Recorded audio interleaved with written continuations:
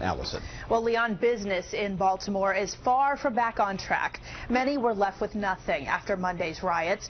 And even with deep roots in the community, the road to recovery is long. Richard Reeve spoke to some of those affected. Richard? Allison, West North Avenue has been at the center of these protests, but look now around me, almost nothing here. There was a large contingent of police that left just moments ago, but for many of these businesses, this has been a real issue. A lot of them have been closing early, not just because of the curfew, but also because of concerns about safety. West North Avenue in Baltimore. Rocked by protests, a heavy police presence, and businesses on lockdown mode. We had nowhere to go because they done destroyed all the stores. Some people find it so easy. Even inside George Butler's barbershop, it's hard to escape the fallout from the Freddie Gray arrests. Man, they just celebrating, man, you know, a little victory for a cause, you know.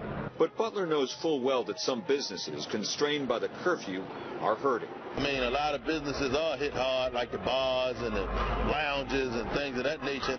While the streets are full, Chanel Bush came to this convenience store only to find its doors closing at 8 o'clock. Unusual, she says. All the stores are really closing early because of the confusion. The curfew too, and they losing money for that. It's a lot of places. This burnt-out CVS is the most obvious example. So people are looking for stores to get certain items. That's where volunteers from a group called For Women Only come in. Outside the now-closed CVS, they're passing out clothes, toiletries, and other items for families who used to shop here. Good is coming out of, you know, what has been torn down. Sometimes things have to be broken in order to be built back up again. So some hope despite those closed storefronts, but the equation is pretty simple. If you don't have customers, you can't run your business, you can't make any money. Now tomorrow night, the Mayweather-Pacquiao fight is scheduled on pay-per-view. A lot of folks were planning to watch that in bars and restaurants around here. That is not going to happen now. Live in Baltimore, Richard Reeve, ABC 7 News.